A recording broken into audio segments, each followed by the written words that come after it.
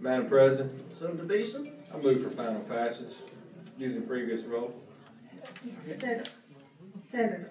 We have a motion to final passage. Senator, I will yield. do you Madam wish to be President, recognized? I would wish to be recognized for just a moment to ask a few questions and to offer a few amendments at the very end. I'll be brief though. You're recognized. Thank you, Senator, for withholding. I appreciate it, and thank you, Madam President, for your recognizing me. I find myself in uncharted waters. I have always been a staunch supporter of strengthening our abortion laws in Alabama to protect the unborn. I am pro-life. This bill has given me numerous nights of no sleep. I have prayed about this bill. I have serious concerns about what this bill's intentions really are. When I, like you, took my oath of office, I had to remind myself, I got a copy of the oath of office. I took an oath of office to obey the Constitution, to uphold the Constitution of the United States. And in studying and looking into this piece of, can I have your attention, please? Because this is a very serious matter, and I don't take it lightly. The U.S. Supreme Court has ruled that states can't place undue burdens on or create substantial obstacles to women seeking abortion. That is exactly what this legislation does, whether it's intended or unintended. I have been in groups of my colleagues where you've been laughing because you're not telling your constituents the real truth that you're trying to close these clinics so that there'll be no abortions in Alabama.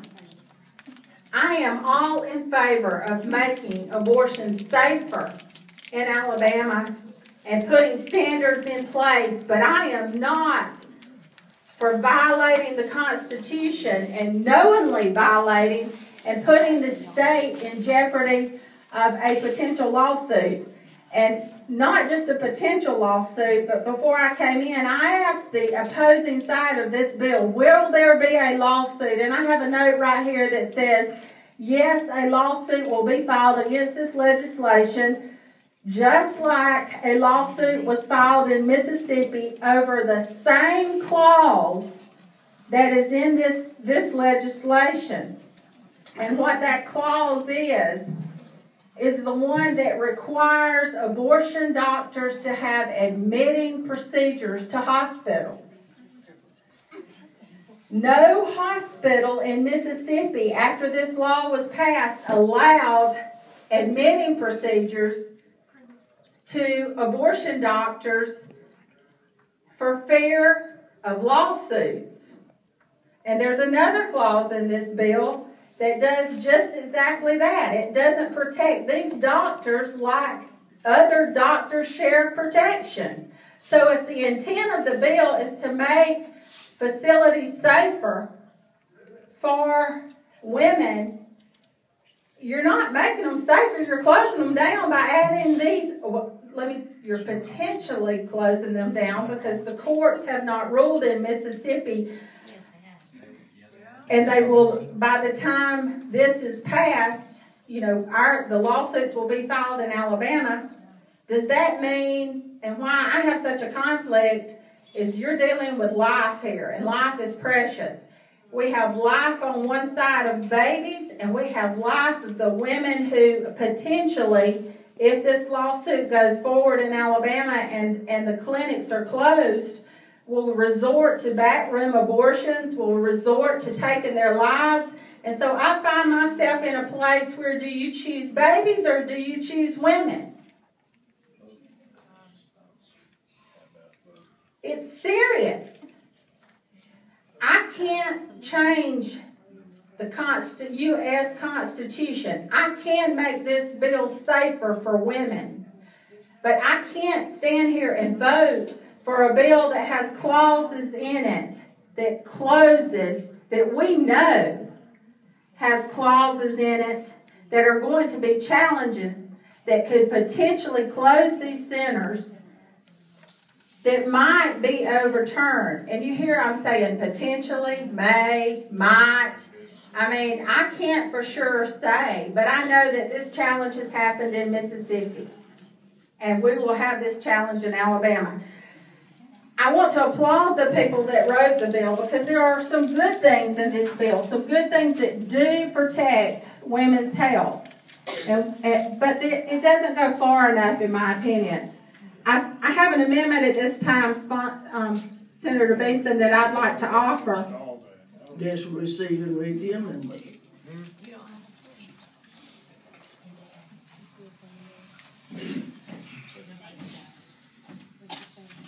Amendment to House Bill 57 by Ms. Smith. On page 7, line 19, after complications, add the following, comma, and the name of the medications given at the abortion clinic.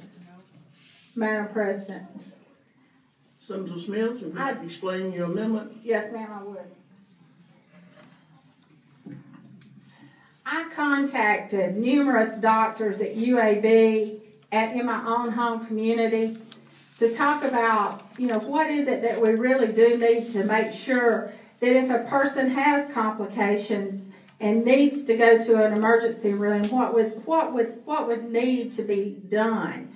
We have the clause in the bill that says that we are going to require that abortion doctors have admitting rights, but all of these doctors told me that wasn't necessary because there are OBGYNs on duty who are duly trained to handle any complications that might come about from this procedure.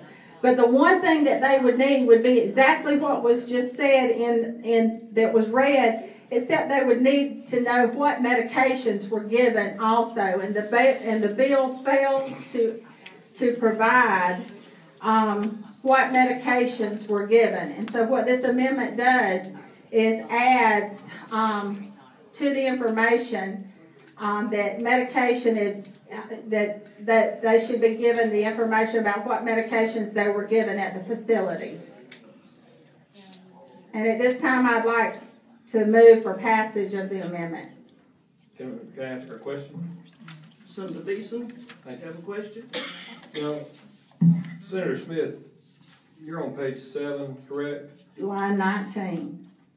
And we're talking in section 4 about what's supposed to happen after the abortion procedure, right? That's correct. The physician must remain on the premises until all the patients are discharged, correct? Correct. And then you're saying the discharge order must be signed by the physician? Correct. Prior to discharge from the facility, the patient shall be provided with the name and telephone number of the physician who will provide care in the event of complications, correct?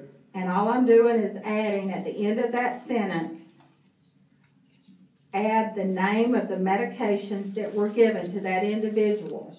Because a lot of people drive from Dothan, Alabama to Birmingham, Alabama and drive home, and they don't have the information to go to their local emergency room. That's one of the first questions that's going to be asked are, what medications were you given? My understanding is that that's why we're trying to make sure that the doctor who performed the procedure is reachable, because they may need to have a discussion about what exactly they did anything occur during the procedure. I'm not disagreeing with what you're saying, but I'm going to move to lay it on the table in a minute, because I think that when that woman reaches that facility that you're talking about, they absolutely need to be able to get back in touch with that doctor who performed the procedure, because it's more than just what. But the problem with that is they were given.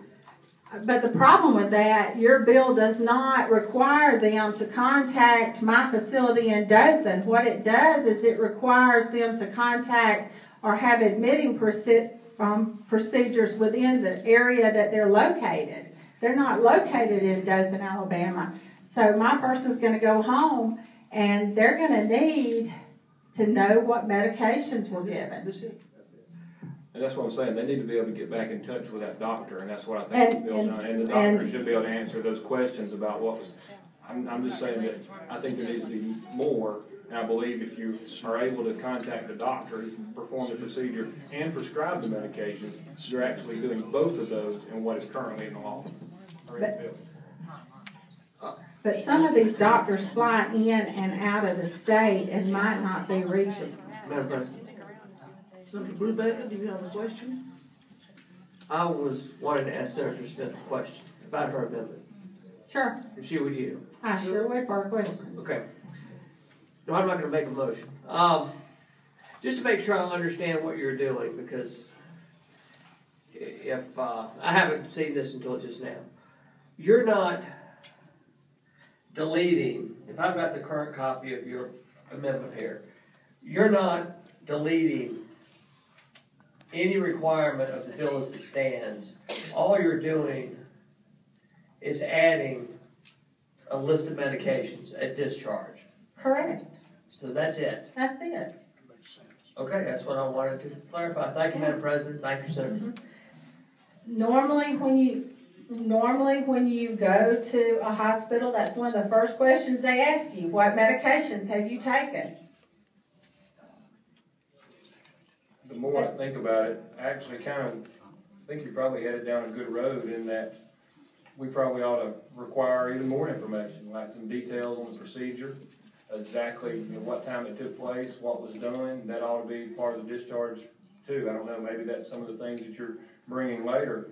But I think you're right. At least starting with a list of those medications that were prescribed is a very, very good start. It's something we probably should expand on. So with that, I'm going to not make a motion to table, and I'm going to second Senator Smith's motion to adopt her amendment.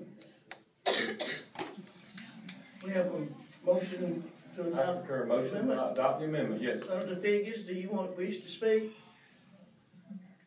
Pardon me? Clerk will call the roll. Mr. Allen, Mr. Beasley, Mr. Beeson, Mr. Bedford, Mr. Blackwell, Mr. Brubaker, Mr. Bussman, Ms. Coleman, Mr. Dial, Ms. Dunn, Mr. Fielding, Ms. Figures, Mr. Glover, Mr. Hightower, Mr. Holly, Mr. Holtzclaw, Ms. Irons, Mr. Cahey, Mr. Marsh, Mr. McGill, Mr. Orr, Mr. Pittman, Mr. Reed, Mr. Ross, Mr. Sanders, Mr. Sanford, Mr. Schofield, Mr. Singleton, Ms. Smith, Aye. Mr. Smitherman, Mr. Taylor,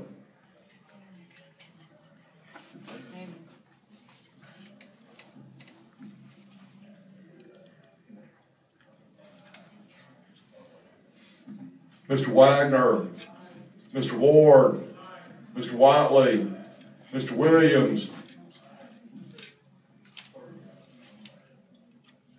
30 ayes and 1 nay, and the Smith amendment is adopted. Thank you, Madam President.